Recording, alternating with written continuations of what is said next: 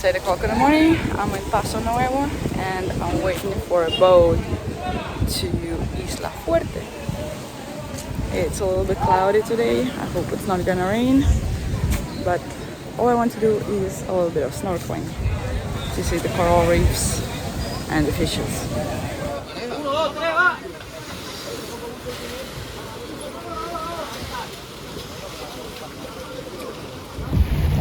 Goodbye, Paso Nuevo. Here we go.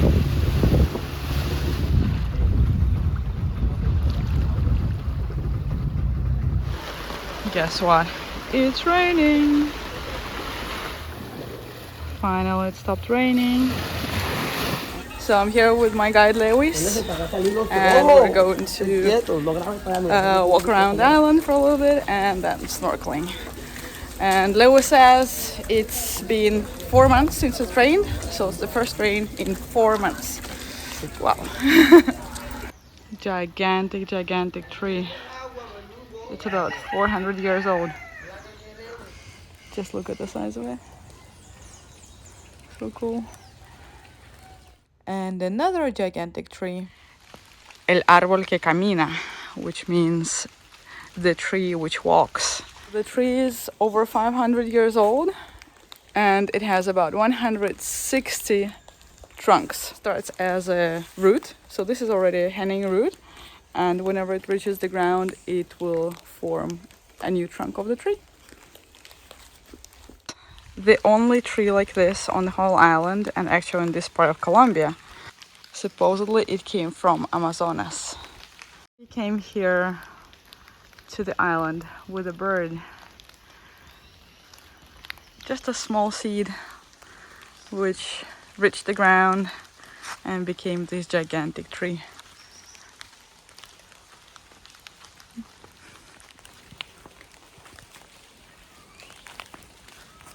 Some kind of cave. Should we try to enter?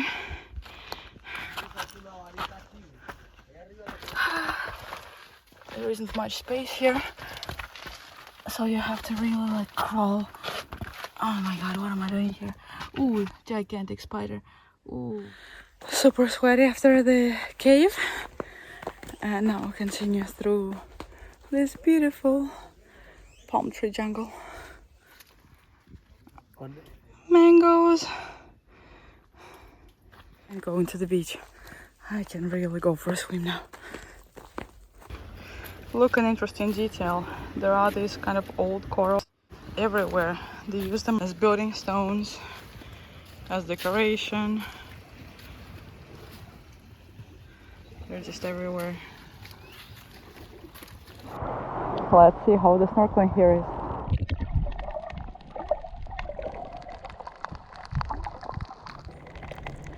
Coral reefs and lots of fishes. Whee!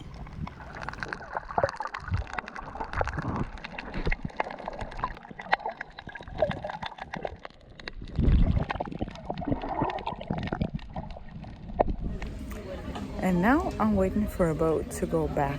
The logistics are, of course there will be boats, and then there's like, there are no boats until 3 p.m. Now it's 12. Suddenly I've got plenty of time and I've already done everything I wanted to do on the island. So let's just fly around and take a look at the island from above. Do you see that boat? It was randomly passing by the island and picked me up. And we're back, greeted by this blue crab. Cherry's waiting.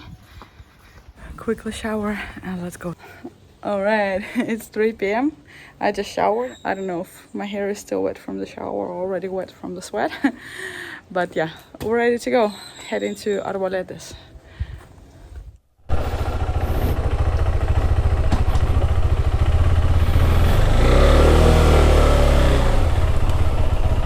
Ta-ta! And here we go. On our way to Arboletes. The GPS says 2 hours and it's 3 p.m. so we're good. We should arrive around 5 p.m. and then have time to find a hotel and everything. But no time to stop. No time to do any explorations. Well, from what I can see, there isn't really much to explore in the way, so it's okay. This area is pretty green. Plenty of coconut, mango trees.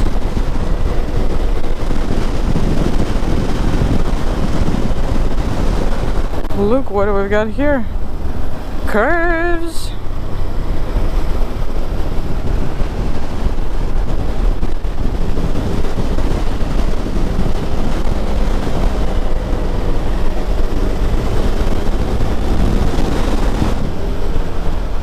Oops. And off-road. In Colombia, you never know when the off-road is gonna start. You can always expect it after any curve.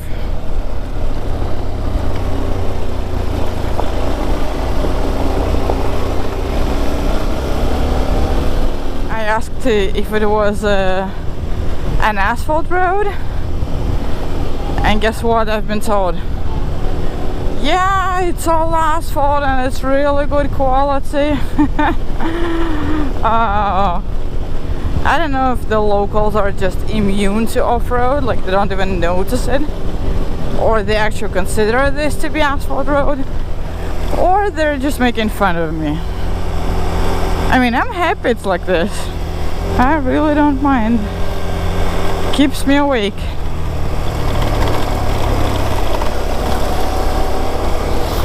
And looking at the map, I can see we're turning onto a bigger road in about 40 kilometers.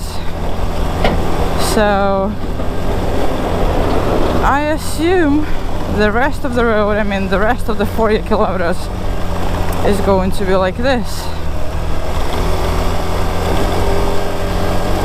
Looks like they might be preparing for making a new road here. But right now it's in a gravel state. You can see it by the amount of dust. And it looks pretty dark on the horizon. Fingers crossed for no rain. Oh, amazing. Dusty dust. Oh. At least the state of the gravel is pretty good, and most of the time I can go over 50 kilometers an hour, so. Thunderstorm, and I'm stuck here because of road construction. Oops, it's starting to rain.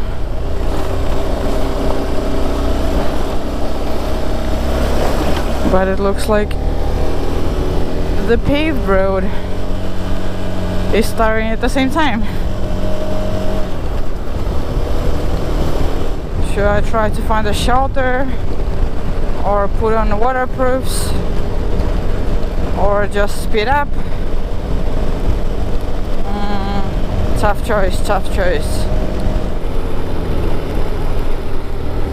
And now we have to wait at road construction again. I used the construction brake to put on the waterproofs. Oof, it's been a while. It was since El Cocuy that I haven't put on the waterproofs. Crazy, right? In 20 kilometers we'll be turning right, and hopefully we'll be getting out of this cloud and it's not gonna follow us. We're not gonna invite it anyway. It looks like it's clearing up. Still about 1 hour to go until Arboletes, and it's 4:30, which means 1.5 hours until sunset. So we'll probably face more rain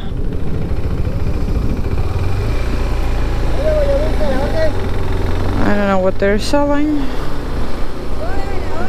but I feel like I don't have much time to stop and check it out. I haven't even had lunch today. Food is overrated. Maybe I'll get something when I arrive. No, not maybe. I'll definitely get something when I arrive to Arboletes. A little issue. I have to use the visor and not the goggles, because when I'm using the goggles I get the raindrops on my lips and it's quite painful. So, and using the visor, because I have not used it for so long time and I haven't properly cleaned it for a while, I can't see shit. It's very dirty. It's very difficult to see. So I don't know, should I suffer from the raindrops on my lips, or should I suffer from not being able to see anything? Today's a day of tough choices. Look how dry it is here. Rain? No, they have never heard about rain, or so it seems. Here we go. The sea. The sea.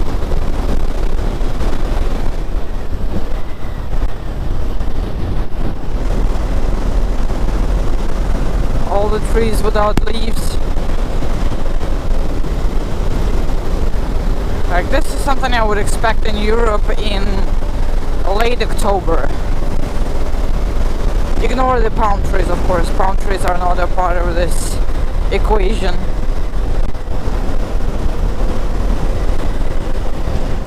Arboletes.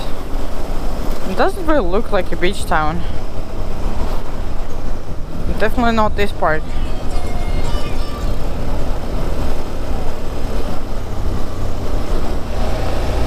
So somewhere here we're pretty close to the beach. Let's see if there is some kind of accommodation here.